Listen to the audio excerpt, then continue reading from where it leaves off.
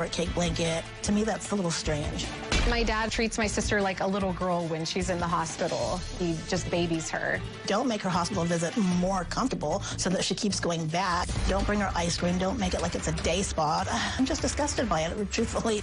I think my dad needs to be a lot tougher on my sister and not even visit her in the hospital anymore. Now, I would have loved to have had her out here 20 minutes ago. But do you understand why I haven't called her out here yet? Mm-hmm. Because there's no point in me talking to her if I've got you lurking in the background saying, I got you, baby. If that's your position, I can't help you. I have to send you guys home. Because I think you are what's making it able for her to continue to kill herself. It's her choice, not yours. She's doing it, not you. She owns it, you don't.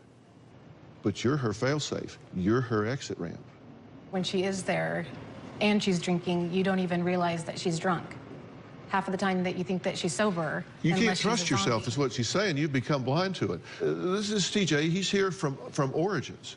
And they flew in here today from Padre Island. It's Origins Behavioral Health Care. It's the nation's, in my opinion, the nation's leading dual diagnosis treatment center. And I am prepared to offer that. But TJ, there's no point in doing that because look, there's a first week letter that comes out of treatment, right? Husband, mom, dad, you got to come get me. This place is worse than the rest of the world. There's more drugs and alcohol here than there is on the street. I can write the letter. You should just print them out. They write the same letter, and one thing that you can't have is a family that's going to buy into that and come rescue. And that's what happens when the family's not aligned. But you're going to get that letter, and you're going to believe it. No, I won't. Yes, you will. You've been so oblivious to everything that's been going on, Steve. When Carrie and Stephen, our son, for months, we told you Amanda was doing drugs. No, she's not. No, she's not. For months, we told you she was doing drugs. She tested positive for heroin in the hospital when she went into cardiac arrest. You forget the contrast, because for years, from like, what, 17 to 25 or whatever, she was very successful, right? She was out, she was modeling, she was traveling, she was doing great things for that period of time, right? And compare that to now. Look at the difference. It's not even the same person. And maybe it was subtle. Maybe you didn't know it at the time. But it's pretty dramatic, don't you think? Mm-hmm. That's the reason I know I came to bare my soul to try to help Amanda. Okay, but look at the house. Look at how you're allowing your child to live. That is not okay.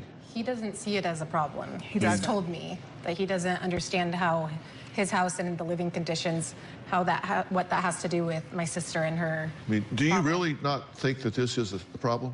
I think that it needs to be cleaned up. It is a problem, but what I was trying to tell Carrie is that if every alcoholic in the world, all they needed was a clean place and they wouldn't drink, That's not the point. This is pathological.